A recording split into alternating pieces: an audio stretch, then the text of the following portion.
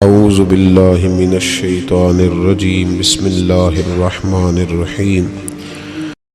نبی کریم صلی اللہ تعالیٰ علیہ وسلم نے فرمایا کہ میں نے خواب دیکھا ہے، کچھ لوگوں کو میں نے قمیضیں پہنے ہوئے دیکھا، کچھ کی قمیضیں ناف تک تھیں، کچھ کی پیٹ تک تھیں اور کچھ کی گھٹنوں تک تھیں۔ عمر میں نے تمہیں بھی دیکھا ہے، تمہاری قمیض تو پیروں سے ٹکرا رہی تھی۔ تو حضرت عمر کہنے لگے حضور خواب کوئی دیکھتا ہے، تعبیر کوئی بتاتا ہے، پر یہاں کمال یہ ہے کہ خواب بھی آپ نے بتایا ہے، تعبیر بھی آپ ہی بتائیں گے۔ حضور پھر بتا دیں اس خواب کی تعبیر کیا ہے۔ تو حضور نے فرمایا تعبیر یہ ہے کہ کسی کا دین ناف تک، کسی کا گھٹنوں تک، کسی کا پیٹ تک، اور عمر تو سارا ہی دین میں لپٹا ہوا ہے، تو سارا ہی دیندار ہے، سارا ہی۔ حضرت عمر فاروق رضی اللہ تعالیٰ عنہ آئیڈیل ہیں، ایک ہیرو ہیں۔ ان کی زندگی کے درجنوں پہلو ہیں، ہر سال ہم ایک پہلو بیان کر دیتے ہیں، کبھی عدل و انصاف پہ بات کر لیتے ہیں، کبھی نظام حکومت پر۔ ان کی زندگی کا ایک پہلو آج بھی ہماری گفتگو کا عنوان رہے گا، پر حضرت عمر کا مرتبہ اور مقام یہ ہے کہ نبی کریم علیہ السلام نے فرمایا کہ جبریل امین 950 سال میرے عمر کی شان بیان کریں تو عمر کی شان ختم نہیں ہوتی۔ 950 سال اگر حضرت جبریل بھی بیان کریں تو یہ مقام ہے سیدنا فاروق اعظم کا۔ اللہ تبارک و تعالیٰ نے جس طرح سارے نبیوں میں شان حضور کو عطا فرمائی، اسی طرح تمام نبیوں کے حواریوں میں سب سے زیادہ شان حضور کے غلاموں کو عطا فرمائی۔ قرآن مجید میں اللہ کریم نے فرمایا یا ایھا الذین آمنوا قوا انفسکم واہلیکم نارا، فرمایا اے ایمان والو خود بھی جہنم کی آگ سے بچو اور اپنے گھر والوں کو بھی دوزخ کی آگ سے بچاؤ۔ خود بھی بچو اور اپنے گھر والوں کو بھی، کس کو جی ہماری ساری نصیحتیں باہر والوں کے لیے۔ باہر ہمیں بہت بڑا لیکچر بھی دینا پڑے تو چلتا ہے، بہت بڑی داستان سرائی بھی کرنی پڑے تو چلتی ہے۔ سٹیٹس اور معیار یہ ہے کہ سارا کچھ باہر والوں کے لیے، اور گھر کے وہ پھول جن کی آبیاری بھی ہم نے کرنی تھی، کوئی جڑی بوٹیاں اور گائیں تو وہ کاٹنی بھی ہم نے خود تھی، دھوپ اور چھاؤں کا خیال بھی ہم نے رکھنا تھا، وہاں ہماری نظر نہیں ہوتی۔ پڑوسی کے بچے کیا کر رہے ہیں یہ سارا پتہ ہوتا ہے، اور میرے گھر میں کیا گل کھل رہے ہیں اس کی مجھے خبر نہیں ہوتی۔ حضرت عمر فاروق نے جب یہ آیت نازل ہوئی تو فوراً عرض کیا یا رسول اللہ صلی اللہ علیہ وسلم اس کا کیا مطلب ہے کہ خود بھی دوزخ کی آگ سے بچو اور اپنے گھر والوں کو بھی بچاؤ؟ تو نبی کریم علیہ السلام نے فرمایا عمر اس کا مطلب یہ ہے کہ جن چیزوں کا اللہ رسول تمہیں حکم دیتے ہیں تم اپنے گھر والوں کو ان چیزوں کا حکم دو، اور جن چیزوں سے اللہ رسول تمہیں منع کرتے ہیں تم اپنے گھر والوں کو بھی ان چیزوں سے منع کرو۔ حضرت عمر فاروق کی زندگی میں جو چیز آپ کو بہت زیادہ ملے گی نا وہ یہ ہے کہ آپ نے جتنا کڑا احتساب محاسبہ باہر والوں کا کیا ہے نا، اس سے زیادہ بڑھ کے اپنا اور اپنے گھر والوں کا کیا ہے۔ یہ بڑا عجیب معاملہ ہے کہ ہم جتنے لوگ ہیں ہمارا معیار یہ ہے کہ سامنے والا غلط ہے اور میں ٹھیک، یعنی دوسرے کا بچہ گلی میں نظر آ جائے تو اس کی غلطیاں نکلنی شروع ہو جائیں گی، اور میرا بچہ سارا شہر گھوم آئے ایک ٹائر پہ موٹر سائیکل پہ، تو ہم کہتے ہیں کہ ابھی بچہ ہے، انشاءاللہ سیانا ہو جائے گا۔ اگر ابا جی آج تک سیانے نہیں ہوئے کہ اس کو سمجھا لیں تو پھر بیٹے کا سیانا ہونا تو ہو سکتا ہے کہ وہ 60-70 سال لگ ہی جائیں۔ گھر کے اندر جب تک توجہ نہیں ہوتی، اور سب سے پہلے جب تک اپنی ذات پر توجہ نہیں ہوتی، تو والد کا جب تک کردار بچے نہیں دیکھتے جب تک اتنی دیر تک ان کا تبدیل ہونا ممکن نہیں ہوتا۔ حضرت عمر فاروق رضی اللہ تعالیٰ عنہ باہر والوں کا بھی بڑا سخت حساب کرتے تھے۔ بڑا ایک گورنر صاحب نے لباس بڑا شاندار پہننا شروع کر دیا تھا تو حضرت عمر نے اتروا کے نا تو انہیں ٹاٹ کا لباس پہنا کے تو اونٹ چرانے کی ڈیوٹی دے دی تھی، اتنا سخت احتساب کرتے۔ کسائی کی دکان پر بھی 1-2 گھنٹے کھڑے ہوتے تھے، جو آدمی مسلسل 2 دن گوشت خریدتا تھا نا فرماتے تھے اس کا ٹیکس بڑھا دو، لوگوں کو دال نہیں مل رہی اور یہ روز گوشت کھاتا ہے۔ حضرت فاروق اعظم اس کو جزیہ کہا جاتا تھا یا کچھ اور معاملات ہوتے تو بڑھا دیتے تھے.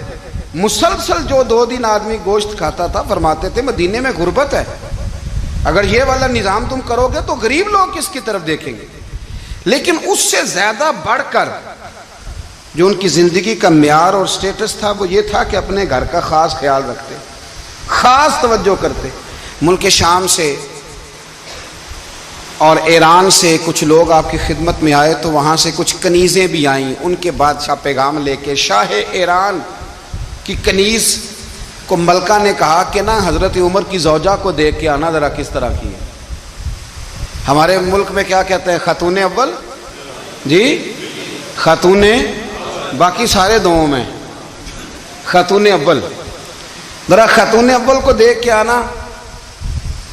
تو وہ جب آئی نا گھر میں ملنے تو کہا کہ مجھے میری ملکہ نے کہا تھا کہ عمر کی زوجہ سے اہلیہ سے ملاقات کر کے آنا. تو حضرت عمر کی اہلیہ نے نا ایک جوڑا کپڑوں کا دے دیا ملکہ کے لیے اور ایک خوشبو کی شیشی دے دی. اب جب وہ تحفے وہاں بھیج گئے تو اس ملکہ نے نا کچھ سونے کا سامان بھیجا, کچھ زیورات بھیجے, کچھ تحائف بھیجے. جب حضرت عمر کے گھر آئے نا وہ خادم لے کے آیا, اس نے کہا جی آپ کی اہلیہ نے تحفے بھیجے تھے. تو جواب میں شاہ ایران کی بیوی نے, یہاں جس ملک کا وہ سفیر تھا انہوں نے بھی یہ بھیجے.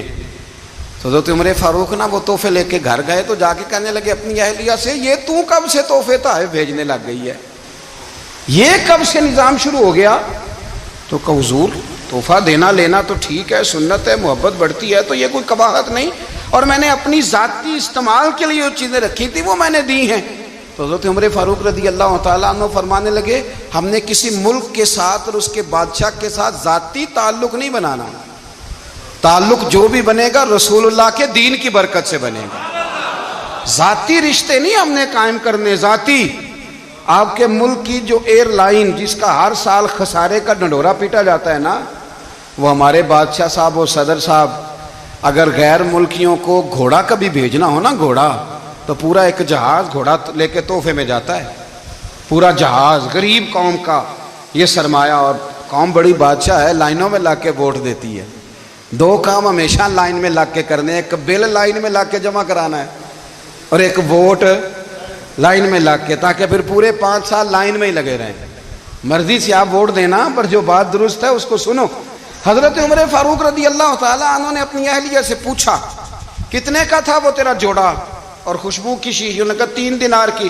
فرمایا یہ 3 دینار تیرے اور باقی جو تحفے آئے ہیں وہ تو خود کہہ, چونکہ اس نے تیرے نام بھیجے ہیں, تو کہہ کہ میں مال غنیمت میں دیتی ہوں, تو کہہ میں مسلمانوں کو کہہ. تو زوجہ ہنس پڑی, کہنے لگی میں نہ بھی کہوں تو مجھے کہنا تو پڑے گا ہی, کہنا تو میں نے ہے ہی, جو کہ سامنے عمر فاروق ہیں, لہذا فرمایا کہہ دیتی ہوں میں نے دیا خزانے کو. حضرت عمر نے جمع کرا لیا. میں یہ کیا بات ہوئی, میرے گھر والے جو مرضی کریں, ان کا معیار زندگی جس طرح کا مرضی ہو.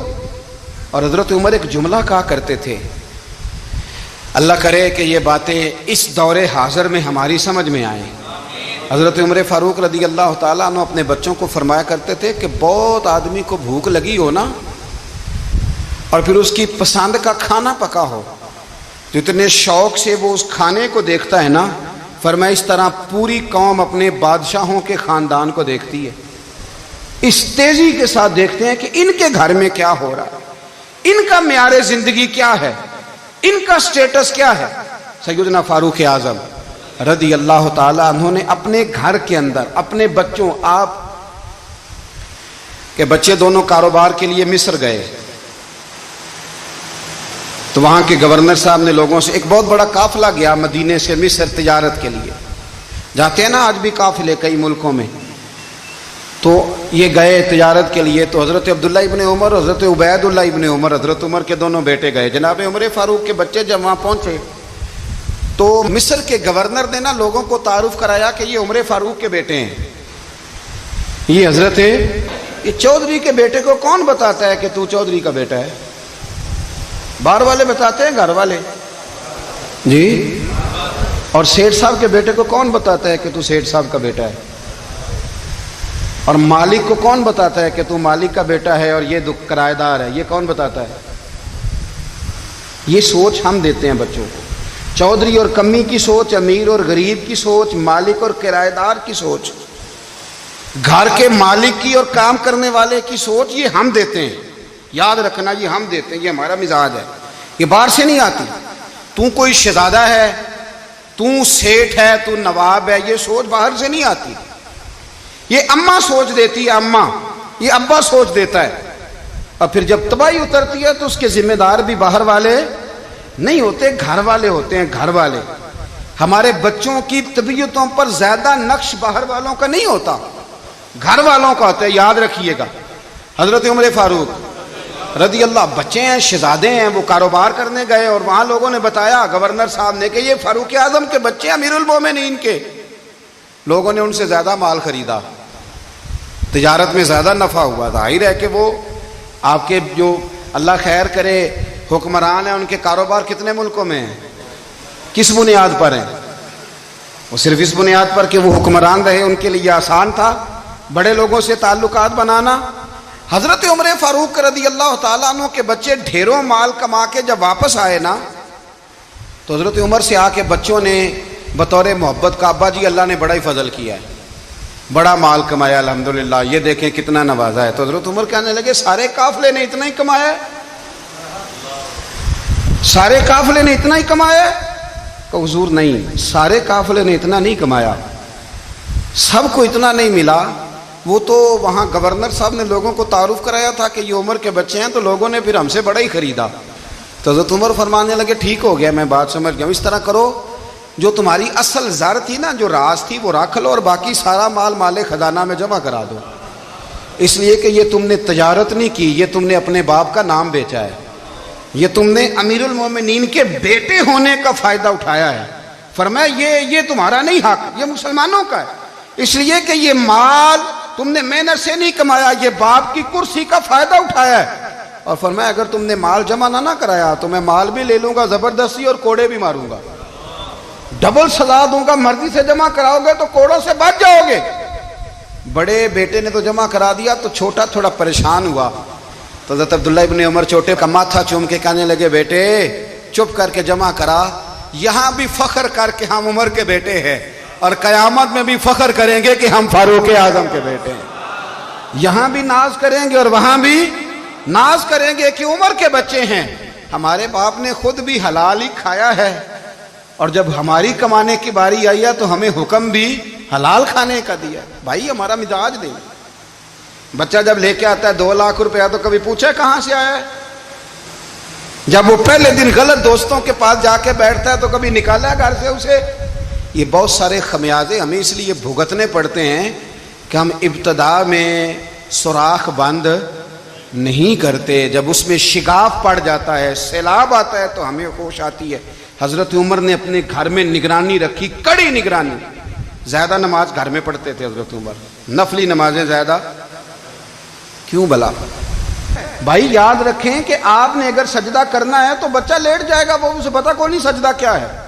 लेकिन जब घर में कभी कुरान अब्बा जी खोल लेना, जब अब्बा जी का मूड बन जाए ना लेक्चर देने का, वो घर में शुरू हो जाते हैं, कहते हैं आप लोग नमाज नहीं पढ़ते इसलिए मेरे कारोबार में बरकत कोई नहीं, तुम सवेरे कुरान पाक नहीं खोलते तो मैं तबाह हो गया। तो मियाँ आपने कब घर में कुरान पाक खोला था?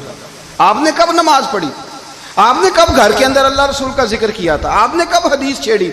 आपने भी तो घर के अंदर जब भी आप आए हैं तो आपने वही कुछ किया जो दुनियादार करते हैं। आप भी तो अपना मोबाइल लेके अलग कोने में बैठ गए। आपने भी तो कहा है कि अब तुम्हारे चैनल खत्म, अब मेरी मर्जी वाला चलेगा। तो जो आपने किया है बच्चे भी वही काम करेंगे। आपने भी गपशप लगाई है तो वो भी लगा रहे हैं। ये समझ लें, जो काम आप करेंगे आप अपने बच्चों की सीरत में उसका जलवा देख लेंगे। बड़ी बड़ी पक्की सी बात है कि आपको बच्चे की आदतें देख के समझ आ जाएगी कि मैं भी यही करता था और ये भी। हजरत उमर फारूक रदी अल्लाह ताला अन्हु विसाल फरमा गए, तो आपके विसाल के बाद हजरत उस्मान गनी रदी अल्लाह ताला अन्हु ने आपकी एक बेवा से निकाह किया, हजरत उमर की एक बेवा से। जब वो आपके निकाह में आई तो कहने लगी हजरत उस्मान गनी से कि हुजूर ना तो मैं खूबसूरत हूं और ना मैं जवान हूं, ना आपकी कोई खिदमत कर सकती हूं, मेरे साथ निकाह करना समझ में नहीं आया। क्या शानदार जवाब दिया हजरत उस्मान गनी ने, क्या खूबसूरत जवाब दिया। फरमाने लगे मैंने इसलिए निकाह नहीं किया कि मुझे तुम्हारे हुस्न से दिलचस्पी थी, یہاں تمہاری خدمت کی ضرورت تھی، میں نے تو اس لیے نکاح کیا ہے کہ مجھے بتاؤ عمر فاروق گھر کے اندر اپنے رب کی عبادت کس طرح کرتے تھے، وہ قرآن پاک کس طرح پڑھتے تھے، وہ رویا کیسے کرتے تھے، استغفار کا طریقہ کیا، کس وقت کس انداز میں وہ اپنے رب کو یاد کرتے تھے۔ اس لیے کہ عمر کئی دفعہ گھر سے آتا تھا تو میں اس کے چہرے پر نور دیکھا کرتا تھا، میں روشنی دیکھتا تھا، ایک معیار دیکھتا تھا۔ نکاح اس لیے کیا ہے کہ مجھے عمر کی جو گھر کے اندر کی عبادت ہے اس سے آگاہ کرو، تاکہ عثمان غنی بھی چاہتے ہیں اس طرح کے عمل کرو جس طرح کہ عمر فاروق کر کے گئے ہیں۔ بھائی جب تک ہم اپنے گھر میں وہ توجہ نہیں دیں گے، وہ مزاج دیکھیں نا، ہمارے گھروں میں جب نقشہ پاس ہوتا ہے تو ٹی وی لان بھی اس میں ہوتا ہے، ڈرائنگ روم بھی ہوتا ہے، نماز کی جگہ بھی ہوتی ہے نقشے میں۔ صحابہ جب گھر بناتے تھے تو ایک مسجد بیت کا نقشہ پاس کرتے تھے، ذہن میں رکھتے تھے کہ یہ کونا نماز کے لیے، وہاں جوتے لے کے کوئی نہیں جائے گا، وہاں نماز پڑھی جاتی تھی، عورتیں وہاں اعتکاف کرتی۔ ٹی وی لان تو آ گیا ہے، اور گھر کے اندر ٹی وی رکھنے کے لیے تو ایک کمرہ الگ سے بنا دیا گیا ہے، اور اب جو نئے نقشے پاس ہو رہے ہیں اس کے اندر گھروں کے اندر جگہ بنائی گئی ہے جہاں کمپیوٹر رکھے جائیں، اور بچوں کے لیے وائرنگ ہوگی نیچے تاکہ انہیں کوئی مشکل درپیش نہ ہو۔ یہ ساری چیزیں ہم نے نہانے کے لیے گھروں کے اندر اتنے بڑے واش روم بنائے ہیں کہ لگتا یہ ہے کہ سوائے نہانے کے اور کام ہی نہیں کوئی گھر میں ہوگا، ہر چیز آ گئی، پر اللہ کرے کوئی تفسیر بھی ٹیبل پہ پڑی نظر آئے، کوئی حدیث کی کتاب بھی ٹیبل پہ پڑی نظر آئے۔ اللہ کرے کہ جس طرح ابا لطیفہ سن کے آتا ہے تو جب تک سنا نہ لے اسے ہضم نہیں ہوتا، اللہ کرے کہ وہ جمعے میں بیان سن کے جائے تو اس کا بھی دل کرے میں اپنے بچوں کو سناؤں، وہ نبی پاک کی کوئی حدیث کہیں سے سنے تو گھر جا کے سنائے۔ جب تک یہ معیار نہیں بنتا، آپ کیسے توقع کرتے ہیں کہ گھر کے اندر اللہ کی رحمتیں نازل ہوں گی؟ آپ یہ کیسے توقع کرتے ہیں کہ گھر کے اندر وہ معیار اور وہ مزاج بنے گا؟ حضرت عمر فاروق نے ذاتی زندگی پر جو توجہ دی، گھر والوں کے معیار پر جو توجہ دی حضرت عمر فاروق رضی اللہ تعالیٰ عنہ نے، وہ بھی بڑی دیدنی ہے۔ حضرت ابو موسیٰ اشعری کو نا آپ نے وزیر خزانہ بنایا، وزیر خزانہ، تو حضرت ابو موسیٰ اشعری کہتے ہیں کہ حضرت عمر کو شے خزانے میں رہنے تو دیتے نہیں تھے۔ ایک دن نا میں صفائی کر رہا تھا اس کمرے کی جس میں خزانہ رہتا تھا۔ ہمارے تو ملک میں جو جاتا ہے وہ صفائی کر کے ہی جاتا ہے، اللہ خیر کرے۔ اور خیر معیار بدلتا ہے، جو پچھلی حکومت ہوتی ہے وہ قرضہ اٹھاتی ہے، وہ باہر سے جاتی ہے تو قرضہ لے کے آتی، اور جو نہیں آتی ہے وہ کہتی ہے ہمیں پیکج مل گیا ہے، وہ قرضہ نہیں اٹھاتے۔ ان کو کیا ملتا ہے؟ یعنی پچھلی نے قرضہ لیا تھا اور ہم نے، واہ جی واہ کیا خوبصورت انداز ہے، اس کا نام بدل کے نا، انہوں نے قرضہ لیا تھا اور ہم نے، میں کہا بڑے شاندار سیانے بندے ہو گئی۔ اور اللہ تعالیٰ خیر فرمائے، ہمارے جو بڑے شاندار قسم کے دوست ہیں نا، شاندار، جن کا ادب سے نام لیتے ہیں، وہ عرب کے بادشاہ ہیں۔ ہم تو عرب خالی کہتے بھی نہیں، عرب شریف کہتے ہیں، عرب شریف۔ انہوں نے پتہ کیا کیا ہے؟ انہوں نے اس طرح کیا ہے کہ جو کشمیریوں کا قاتل تھا نا اس کے گلے میں میڈل ڈال دیا ہے۔ یہی کام وہ کرتے رہتے۔ انہوں نے پہلے انہیں بلا کے مندر بھی بنوائے تھے، ہمیں کوئی شکوہ نہیں، ان کی زمین ہے، اللہ تعالیٰ توفیق عطا کرنے والا ہے، پر خیال یہ تھا کہ چلو کشمیریوں کے زخموں پر نمک نہ چھڑکتے، 2 مہینے انتظار کر لیتے، کچھ حالات سنور جاتے، کچھ تھوڑا انتظار۔ ہیں ہمارے دوست، ہمارے وزیر اعظم صاحب جب جاتے ہیں تو وہ پھولوں کا ہاتھ ڈالتے ہیں ہمارے دوست، لیکن انہیں وہ حدیث یاد نہیں کہ نبی پاک علیہ السلام نے فرمایا جب میرے مومن کو تکلیف ہوتی ہے تو مجھے بھی گنبد خضرا میں تکلیف ہوتی ہے۔ انہیں نہ کشمیریوں کا خون یاد نہیں آیا، انہیں برہان وانی کی کٹی ہوئی لاش یاد نہیں آئی، انہیں 30,000 بیوہ عورتیں 30,000 بیوہ عورتیں یاد نہیں آئی، 30,000 بیوہ عورتیں جن کے سہاگ اجڑ گئے، اور انہیں 1.25 لاکھ یتیم بچہ یاد نہیں آیا جو یتیمی کی زندگی گزار رہا ہے، اور اس کے باوجود بہت بڑے ذمہ دار ہیں وہ۔ مجھے پڑھ لینے دو آج احمد فراز کا شعر، وہ ہمارے مکتب کوئی ایسا نہیں کہ وہ مولوی تھا، وہ غیر جانبدار تھا، پر مجھے آج پڑھ لینے دو اس کا شعر، ایک کلیجے کا درد ہے، پڑھ لینے دو۔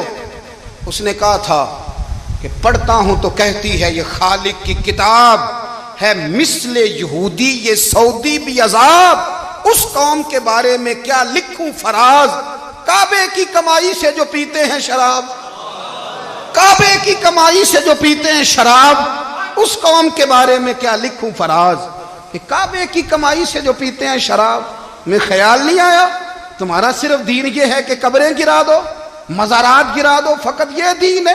کوئی نبی پاک کے روزے کی طرف منہ کرے تو اسے مشرک کہو، یہ دین ہے؟ اس کا نام مذہب رکھا ہے تم نے؟ مذہب تو اس کا نام ہے کہ جو رسول اللہ کا نام لینے والا ہے وہ ہمارا یار ہے، اور جو نبی پاک کا نام لینے والا نہیں، ہمارا اس سے کوئی تعلق ہے، یہ دین ہے۔ حضرت عمر فاروق کی سیرت سنا رہا ہوں، حضرت عمر کی۔ حضرت ابو موسیٰ اشعری نے ایک عیسائی کو منشی رکھا تھا، اکاؤنٹ آفیسر حضرت ابو موسیٰ اشعری نے۔ تو حضرت عمر فاروق بول پڑے، کہنے لگے تمہیں مسلمان کوئی نہیں ملا تھا؟ کلمہ گو نہیں تمہیں نظر آئے؟ کشمیریوں کی لاشیں نظر نہیں آتی؟ ان کا خون بہ رہا ہے، تباہی اتر رہی ہے، اور تم قاتل کو گولڈ میڈل پہنا رہے ہو؟ اور یاد رکھنا، جب مسلمانوں کی بچیاں روندی جاتی ہوں نا تو پھر اسلام امن کا درس نہیں دیتا، پھر اسلام جہاد کی بات کرتا ہے، پھر اسلام جہاد کی بات کرتا ہے، جہاد کی۔ وہ قومیں غیرت مند نہیں ہوتی کہ جن کے گھروں میں آگ لگی ہو اور وہ غیروں کو ہار پہناتی پھریں۔ اللہ کا کچھ خوف کرو، زندگی مختصر ہے، دبئی میں کتنے رہے اور کتنے چلے گئے، خدا را کچھ خدا۔ تم سے اچھے تو وہ نیو یارک کے رائٹر ہیں جو کم از کم اپنے کالموں میں کشمیر کی بات کرتے ہیں، تم سے اچھا برطانیہ کا وہ شخص ہے جو کم از کم BBC لندن پہ رپورٹ جاری کرتا ہے تو کہتا ہے کشمیر پہ ظلم ہو رہا ہے، تم سے تو وہ اچھے رہ گئے۔ تم نے بات کرنا تو دور کی بات، تم نے دشمنوں کے گلے میں ہار پہنانے شروع کر دیے۔ کل جب پوچھیں گے بلا کے تم کو اپنے سامنے، کیا جواب جرم دو گے تم خدا کے سامنے؟ بڑی تکلیف ہوئی، بڑی تکلیف ہوئی۔ وہ نا منصور حلاج کو پھانسی دی جا رہی تھی تو حضرت جنید بغدادی بھی آ کے دیکھنے لگے، تو منصور حلاج کہنے لگے بابا سارا زمانہ دیکھے پر تو نہ دیکھ، سارا زمانہ تماشا دیکھے انہیں تو پتہ کوئی نہیں نا، تو نہ دیکھ۔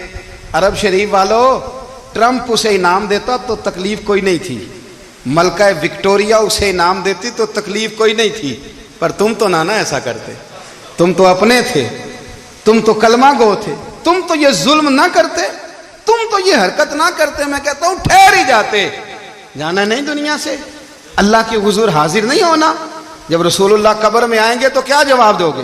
خدا را، حضور نے فرمایا تھا گناہ روک نہیں سکتے تو دل میں ہی برا جان لو، ذالک اضعف الایمان، یہ کمزور ایمان ہے، کم از کم اتنی حد تک تو آ جاؤ، دشمن سے گلے تو نہ ملو۔ خدا را سمجھیں، ہمارا پہلا تعارف یہ ہے کہ ہم رسول اللہ کے غلام ہیں۔ اقبال نے کہا تھا وطن کا بت نہ بنانا، وطن کو بت نہ بنانا۔ اقبال کہنے لگے ان تازہ خداؤں میں بڑا سب سے وطن ہے، جو پیرہن اس کا ہے وہ مذہب کا کفن ہے، اس لیے کہ بازو تیرا توحید کی قوت سے قوی ہے، اسلام تیرا دیس ہے، اسلام تیرا دیس ہے، کیونکہ تو مصطفی ہے، تو نبی پاک والا ہے، مصطفیٰ والا، اسلام تیرا دیس ہے، تو مصطفی ہے۔ امریکہ میں جو مسلمان رہتا ہے ہمارا بھائی ہے، اور پاکستان میں جو مرزائی رہتا ہے اس سے ہمارا کوئی تعلق نہیں ہے۔ حضرت عثمان غنی نے اپنے چچا کے بیٹے سے کہا تھا کہ تو کلمہ نہیں پڑھتا تو تیرا میرا رشتہ کوئی نہیں، بلال حبش سے آیا ہے پر میرے نبی کا غلام ہے تو سگے بھائیوں سے بھی آگے ہے۔ ہزاروں قومیں وجود میں آئیں دہر میں خوش کو تر کے رشتے سے، پر ہم نے بنیاد دوستی رکھی یاد خیر البشر کے رشتے سے۔ اپنی ملت پر قیاس اقوام مغرب سے نہ کر، خاص ہے ترکیب میں قوم رسول ہاشم، کچھ خیال کرے۔ پہلا تعارف دین ہے، اگر دین نہیں تو پھر کسی وطن کی کوئی ضرورت، اس لیے کہ پاکستان کا تصور اقبال نے پیش کیا نا، تو اقبال کہنے لگے ان تازہ خداؤں میں بڑا سب سے وطن ہے جس کو تم بت بنا کے پوجتے ہو۔ ہمارا وطن تو ہمیں جان سے زیادہ پیارا ہے، پر پہلے پاکستان نہیں، پہلے اسلام، پہلے اسلام تیرا دیس ہے، تو مصطفی ہے۔ تو آمدام برسر مطلب حضرت عمر فاروق رضی اللہ تعالی عنہ، حضرت سیدنا ابو موسیٰ اشعری کہتے ہیں کہ میں نے نا صفائی کی، مال غنیمت کی میں نے صفائی کی تو ایک دینار مجھے نا کہیں پڑا ہوا مل گیا، تو فرماتے ہمیں اجازت ہوتی تھی کہ ایک آدھ دینار ہم اپنی مرضی سے کہیں خرچ کر۔ تو حضرت عمر کے بیٹا گزر رہا تھا تو حضرت ابو موسیٰ اشعری کہتے ہیں میں نے صفائی کی تو ایک دینار نکلا، تو میں نے وہ 1 دینار نا حضرت عمر کے بیٹے کو دے دیا. میں نے کہا لو بیٹا اپنے چچا کی طرف سے تحفہ. اور گھر جا کے انہوں نے حضرت عمر کو بتایا کہ چچا نے پیسے دیے ہیں. چھوٹے بچے تھے. حضرت عمر نے حضرت ابو موسیٰ اشعری کو بلا لیا اور بلا کے فرمانے لگے میں تو تمہیں اپنا دوست جانتا تھا اور تو نے میری اولاد کو ہی دنیا دار بنانا شروع کر دیا. میرے بچوں کو ہی تم نے دنیا دار پیسوں پہ لگانا شروع کر دیا. میں تو تمہیں یار سمجھتا تھا. فرمایا تمہیں چاہیے تھا میرے بیٹے کو نصیحت کرتے کہ بیٹا پیسوں سے رب راضی نہیں ہوتا, اس کی رضا والے کام کیے جائیں تو رب راضی ہوتا ہے. اور فرمایا تمہیں کوئی اور گھر نہیں ملا تھا تباہ کرنے کے لیے, میرا ہی گھر ملا تھا. اٹھاؤ اپنا دینار اور خبردار آج کے بعد میرے بچوں کے ساتھ یہ والی نیکی نہ کرنا.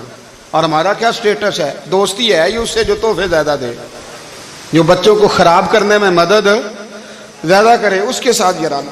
حضرت عمر نے گھر پہ اور سب سے بڑھ کر اپنی ذات پہ توجہ کی. حضرت ابو مالک رضی اللہ تعالیٰ عنہ کہتے ہیں میں عمر کے پیچھے پیچھے ایک باغ میں گیا, اکثر اس باغ میں جایا کرتے تھے. اور عمر جا کے نا تو درخت کے نیچے بیٹھ گئے اور فرمانے لگے او امیر المومنین اللہ سے ڈر جا, ورنہ جس رب نے حکومت دی ہے وہ عذاب بھی بڑھا دے گا. ڈر جا رب سے.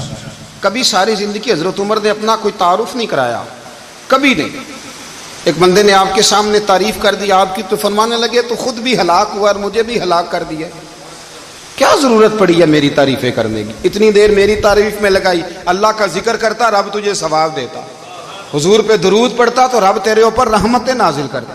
کس چکر میں ہے؟ آج جتنا اچھی کوئی خوشامد کرے اتنی اچھی وزارت ملتی ہے, جتنی اچھی اس کو جو ہے وہ چاپلوسی کرنی آیا درجہ بھی اسے اتنا ہی اچھا ملتا ہے. حضرت عمر فاروق رضی اللہ تعالیٰ عنہ آپ کے بیٹے کہتے ہیں, صاحب فتوح الشام نے لکھا ہے, آپ کے صاحبزادے کہتے ہیں میں نکلا تو میرے ابا جی نا اپنی پشت پر مشکیزہ رکھ کے کنویں سے پانی بھر کے آ رہے تھے.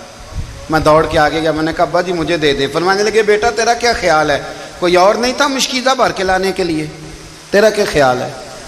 کہا ابا جی بڑے لوگ تھے پر آپ کیوں اٹھا رہے ہیں؟ فرمانے لگے نفس نا ذرا میرا بڑا ہو گیا تھا, اسے ذرا ذلیل کر رہا ہوں, ذرا اپنا محاسبہ کر رہا ہوں. یہ مجھے کہہ رہا تھا تو بڑی چیز ہے, تو میں نا ابھی مشکیزہ گھر رکھ کے آؤں گا, پھر تیری ماں نے مجھے کہا ہے کہ گھر میں لکڑیاں کوئی نہیں جلانے کے لیے, پھر میں جنگل سے لکڑیاں کاٹ کے لاؤں گا. اب میں امیر المومنین بن کے نا تو میرا نفس تھوڑا بڑا ہو گیا. اب یقین کریں ہمارا ہاضمہ خراب ہو جاتا ہے جب تک ہمارا تعارف صحیح نہ ہو, ہمارا تعارف ٹھیک نہ ہو. میں یہ ہوتا ہوں, میں وہ ہوتا ہوں, چھوڑ مٹی دیں تے مٹی رہنا ہی, مٹی دیں تے مٹی دیں تے مٹی رہنا ہی. ایویں کادی بلے بلے اج مٹی دے اتے بندیا تے کل مٹی دے تھلے, مٹی دیں تے مٹی رہنا ہی. کادی بلے, مجھے پوچھ لو, مجھے جان لو, میرا نام لے لو, میں بھی آیا ہوں, میں بھی ہوتا ہوں, میرا بھی یہ تذکرہ ہے. میں بدکار پرانا خادم کسے در ملی نہ ڈھوئی, اے تے واصف یار نے نظر جو کی تھی تے واصف واصف ہی ہوئی. یہ تو بڑی بات کی بات ہے, تو بات کی بات ہے صاحب, ورنہ من نانم کے من نانم, جو ہم ہیں اس کا ہمیں پتا تو ہے نا بھائی. کبھی بھی یہ جو ذات کا چکر ہے نا, میں بھی ہوں مجھے بھی, او بھائی یاد رکھو میں کون ہوں. یہ جو نام نمود اور یہ خواہشیں اور یہ جو وقار, یہ تو کمزور لوگوں کا طریقہ ہے. جس کو اپنا تعارف کرانا پڑ گیا اس سے بھی زیادہ کمزور کوئی ہے. فوٹو میں دکھاتا پھرتا ہے فلانے کے ساتھ فوٹو, فلانے, تو کمزور بندے یہ کام کر. حضرت عمر فاروق اللہ اکبر, حضرت عمر جیسا بندہ 24 لاکھ مربع میل کا حکمران, اور شاہ روم کو خط لکھ کے کہتا ہے میں منت نہیں کرتا میں حکم دیتا ہوں. اتنا تگڑا بندہ.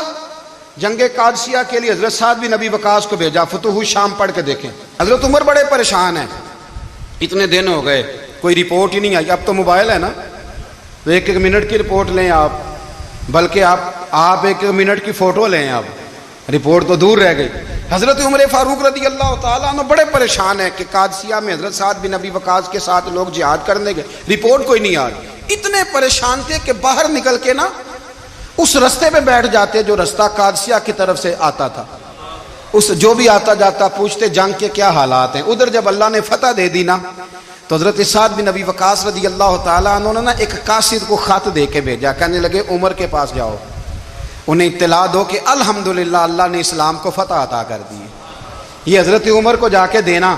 وہ بڑے پریشان ہوں گے. وہ جو اس زمانے میں اس طرح ہوتا تھا کہ کئی دور دور سے صحابہ جو دوسرے شہروں کے ملکوں کے رہنے والے ہوتے تھے وہ بھی آ کے شامل ہو جاتے تھے جہاد میں. کوئی ایک دفعہ مدینے آیا, کوئی 2 دفعہ آیا, پھر اپنے اپنے علاقوں میں. بہت سارے لوگوں نے زیادہ دفعہ حضرت عمر کو دیکھا بھی نہیں تھا. وہ جو قاصد خط لے کے آیا تھا نا, اس نے 1 دفعہ دیکھا تھا, حضرت عمر بوڑھے ہو گئے, وہ پہچانتا نہیں تھا. میری بات کی سمجھ آ رہی ہے آپ حضرات کو؟ ادھر سے وہ خط لے کے آ گیا. حضرت عمر مدینے سے باہر نکل کے اس روڈ پہ بیٹھے تھے جو قادسیہ سے آتا تھا. جب وہ اس آدمی کو آتے دیکھا تو حضرت عمر اٹھ کے کھڑے ہو گئے, فرمانے لگے قادسیہ سے آ رہے ہو؟ وہ کیا کہتا ہے؟ پھٹے پرانے کپڑے, ٹوٹے ہوئے جوتے, سر پہ پرانی پگڑی. کہنے لگے غلام مدینے کے رہنے والے ہو؟ حضرت عمر کہنے لگے ہاں مدینے کا ہوں. کہا میں قادسیہ سے آیا ہوں, الحمدللہ اللہ نے اسلام کو فتح دے دی ہے, الحمدللہ کفر کی کمر ٹوٹ گئی ہے. اس نے یہ بات کر کے تو گھوڑے کو ایڑی لگائی, گھوڑا دوڑنے لگا مدینے کے. حضرت عمر بھی ساتھ ساتھ دوڑ رہے. فرمانے لگے اچھا بتاؤ خالد بن ولید کا کیا حال ہے؟ تھوڑا آگے جا کے فرمانے لگے اسامہ بن زید کیسے ہے؟ وہ کہتے ہیں ٹھیک ہے. پھر اس نے اور گھوڑا, عمر ساتھ ساتھ دوڑ رہے ہیں, ساتھ ساتھ. 24 لاکھ مربع میل کا حکمران, ایک جوتا پیر سے نکل گیا, عمر دوڑ رہے ہیں. آگے جا کے پوچھتے ہیں سعد بن ابی وقاص کا کیا حال ہے؟ کہ حضور وہ بھی ٹھیک ہے. کتنے لوگ میرے شہید ہو گئے مسلمانوں میں سے؟ کہنے لگا صحیح گنتی کا نہیں پتا, یہ لفظ ادا ہوتے ہوتے مدینے کی سرحد آ گئی. لوگوں نے عمر کو گھوڑے کے ساتھ دوڑتے دیکھا تو کہا امیر المومنین کیوں دوڑ رہے ہیں؟ وہ غلام چھلانگ لگا کے نیچے آیا, قدموں میں بیٹھ گیا. کہنے لگا حضور آپ نے بتایا ہی نہیں آپ امیر المومنین ہیں. آپ فرمانے لگے کیا بتاتا؟ میں تو اونٹ چرانے والے کا پتر ہوں, کیا بتاتا؟ وہ عمر ہوں جس نے اپنے گناہوں کا حساب دینا ہے. کیا بتاتا؟ جو سعد بن ابی وقاص کو جہاد پہ بھیج کے خود بزدلوں کی طرح گھر میں بیٹھا ہے. کیا بتاتا؟ کوئی حیثیت نہیں, کوئی تار. تو نے اچھا کیا, تو مجاہد تھا, مجھے ساتھ ساتھ دوڑایا, تو نے اچھا کیا. جتنے لوگ تھے چیخے مار کے رونے لگے. حضرت فاروق اعظم سے کہنے لگے عمر جب تک تیرے جلوے رہیں گے اللہ کامیابیاں ہی عطا فرمائے گا, جب تک تیرا رنگ رہے گا اللہ تعالیٰ نوازتا ہی رہے گا. کچھ نہیں کبھی اپنا آپ ظاہر ہی نہیں کیا. بہت بڑے تھے, بہت بڑے تھے حضرت عمر, بڑے تھے, لیکن ساری زندگی اپنے محاذ. حضرت ابو رافع غلام تھے, قرآن پاک بڑا سونا پڑھتے تھے. حضرت عمر جب بھی انہیں ملتے کہتے ابو رافع تو عمر سے اچھا ہے, قرآن بڑا شاندار پڑھتا ہے. تو وہ کہتے حضور اگر میں قرآن صحیح پڑھتا ہوں تو آپ کو قرآن کی تشریح زیادہ صحیح آتی ہے, آپ بھی تو مجھ سے افضل ہیں. تو آپ فرماتے نہیں پھر بھی تو مجھ سے افضل ہے. کیوں؟ اس لیے کہ تو اپنے غلام اپنے آقا کی نوکری بھی ٹھیک کرتا ہے اور رب کی عبادت بھی ٹھیک کرتا ہے, اور مجھے خالص صرف عبادت کرنی ہوتی ہے وہ بھی ٹھیک نہیں کر پاتا. ساری زندگی اپنا محاسبہ, ساری زندگی اپنے گریبان میں دیکھا, ساری زندگی اپنے آپ کو پرکھا, اپنے آپ کو ٹٹولا. 62 سال عمر بیت گئی. حضرت حذیفہ بن یمان ایک صحابی تھے, میرے نبی کریم علیہ السلام نا ان سے راز کی باتیں کرتے تھے. ہر بندے کا ہاضمہ ٹھیک نہیں ہوتا, سب سے راز کی بات نہیں کرنی چاہیے. حضرت حذیفہ بن یمان کہتے ہیں حضور راز کی باتیں بتاتے. مدینہ منورہ میں جو منافقین تھے ان کی لسٹ بھی نبی پاک نے حضرت حذیفہ بن یمان کو دی تھی. جب کوئی مشکوک آدمی مر جاتا نا تو صحابہ کہتے ہیں ہم دیکھتے اگر حضرت حذیفہ نے جنازہ پڑھا ہے تو ہم بھی جنازہ پڑھ لیتے. نبی پاک نے بھی کچھ جنازے نہیں پڑھے. ترمذی میں ہے, فرمایا عثمان سے جو بغض رکھے اس کا جنازہ نہیں پڑھیں گے. حضرت حذیفہ بن یمان اگر جنازہ پڑھتے تو لوگ پڑھتے, وہ نہ پڑھتے تو لوگ جنازہ نہ پڑھتے. حضرت حذیفہ بن یمان کہتے ہیں جناب عمر فاروق کی خلافت کے آخری ایام تھے, کچھ دنوں کے بعد وہ شہید ہو گئے. فرماتے آدھی رات کا وقت تھا, میں گھر میں سویا تھا بڑا بے فکر, اچانک میرے دروازے پہ دستک ہوئی, میں گھبرا کے اٹھا. اتنی رات کو کون آیا؟ کہتے ہیں قربان جاؤں, دروازے پہ گیا تو امیر المومنین فاروق اعظم دروازے پہ. میں نے کہا عمر کوئی حکم تھا تو مجھے بلا لیتے. کہنے لگے میں نا امیر بن کے نہیں آیا, تیرا ویر بن کے آیا ہوں. امیر المومنین کی حیثیت سے سرکاری کام سے بلاتا تو وہاں بلاتا, مجھے ایک ذاتی کام پڑ گیا.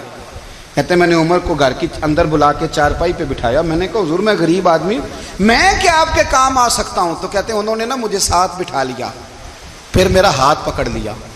کہنے لگے تو عمر کو جانتا ہے؟ عمر جھوٹ نہیں بولتا. تو جانتا ہے عمر وعدوں کا پکا ہے؟ کہا حضور جانتا ہوں. کہا میں اس وقت آیا ہوں جب دیکھ بھی کوئی نہیں رہا۔ حضرت حذیفہ بن یمان کہتے ہیں پریشان ہو گیا، حضور پہیلیاں نہ بجھوائے، مہربانی کریں بتائیں کدھر آئے ہیں۔ تو حضرت عمر فاروق فرمانے لگے 62 سال کا ہو گیا ہوں، 63 میں چل رہا ہے، داڑھی سفید ہو گئی ہے، پھل پک گیا، اٹھ فریدہ ستیا، داڑھی آ گئی پور، اگا نیڑے آ گئی، پیچھا رہ گئی دور، اب قبر اشر کا معاملہ صاف نظر آنے لگا ہے۔ کہا حضور مجھ سے کیا چاہتے ہیں؟ حضرت عمر رو پڑے، کہنے لگے آج میں عشاء کے بعد نکلا ہوں تو نبی پاک کے صحابہ مجھے نیک کہہ رہے تھے، پھر میں نے بچوں کی ماں سے اور بچوں سے بھی پوچھا ہے، وہ بھی مجھ سے راضی ہیں، پر حذیفہ تیرے ساتھ نبی پاک راز کی باتیں کرتے تھے، سچ بتا کہیں عمر کا نام منافقوں میں شامل تو نہیں؟ سچ بتا ان منافقین میں تو شامل نہیں، کہیں اوپر سے تو نہیں سارا کچھ؟ حضرت حذیفہ بن یمان کہتے ہیں میں باپ کے مرنے پہ اتنا نہیں رویا جتنا عمر کے سوال پہ رویا۔ میں قدموں میں بیٹھ گیا، میں نے کہا نہیں عمر، یہ تو میں نے نہیں سنا، لیکن یہ میں نے نبی پاک سے ضرور سنا ہے کہ میرے بعد اگر کوئی نبی ہوتا تو عمر ابن خطاب ہوتا۔ یہ میں نے اپنے کانوں سے سنا ہے کہ عمر جس گلی سے گزرے شیطان رستہ بدل جاتا ہے۔ یہ میں نے اپنے کانوں سے سنا ہے کہ 950 سال حضرت جبریل جناب عمر کی شان بیان کریں تو پھر بھی بیان نہیں ہو سکتا، یہ میں نے ضرور سنا۔ دوستو ساری زندگی حضرت عمر نے اگر دوسروں کا محاسبہ کیا تو اپنا اور اپنے بچوں کا بھی کڑا خیال رکھا، اپنی ذات پر بڑی توجہ دی۔ جو لوگ اپنا بھول جاتے ہیں نا، ہمیں اپنی صحت کا بڑا خیال ہے لیکن اپنی روحانی زندگی کا کوئی خیال نہیں ہے، قلبی زندگی کا کوئی تصور نہیں ہے۔ آپ یقین کریں موٹا آدمی کمزور ہونے کے لیے جدوجہد کر رہا ہے، کمزور طاقتور ہونے کے لیے، لیکن جس کو کتنے دن بیت گئے اللہ رسول کی یاد میں رویا ہی نہیں، کتنے دن بیت گئے نہ سننے کو دل ہی نہیں چاہا، جسے مہینوں بیت گئے اور قرآن پاک کی طرف نظر ہی نہیں گئی، وہ فکر مند ہی نہیں۔ زندگی زندہ دلی کا نام ہے، مردہ دل کیا خاک جیا کرتے ہیں؟ بھائی حضرت عمر کی زندگی دور حاضر میں ہمیں یہ سبق دیتی ہے کہ کڑی نگرانی رکھو اپنے پودوں کی، کڑا خیال رکھو اپنے ذاتی باغ کا، اور یہ جو تمہارے دل کی دنیا ہے یہ تمہاری روح کی زندگی ہے، اس کا محاسبہ کرتے رہو۔ نبی کریم علیہ السلام نے فرمایا اپنا حساب خود کر لو قبل اس کے کہ تمہارا حساب کیا جائے۔ اپنا حساب بولیے، اپنا حساب۔ ہم ساری دنیا کا حساب کرتے پھرتے ہیں، کوئی کہاں سے کماتا ہے کہاں کھاتا ہے، پر اپنا حساب حضور نے فرمایا حساب کر لو قبل اس سے کہ تمہارا حساب۔ مولا علی فرماتے ہیں نماز پڑھ لو قبل اس کے کہ تمہاری نماز پڑھی جائے، نماز پڑھ لو قبل اس کے کہ تمہاری۔ اپنا محاسبہ کریں، تھوڑا سا نا اوپر دائیں بائیں دیکھنے کی بجائے تھوڑی سی گردن جھکا کے نا، درویش کہتے ہیں برے بندے نو میں لبن ٹریا تے جگ تے ملیا نہ کوئی، اپنے اندر چاتی پائی تے میتھوں برا نہ کوئی۔ تھوڑی سی اپنی طرف توجہ دیں۔ ہم نا بے چین وقت گزار رہے ہیں، بے قرار ہیں، بے سکون ہیں، سبب یہ ہے کہ ہم نے نا اپنا حساب کرنا چھوڑ دیا ہے۔ حساب کرو گے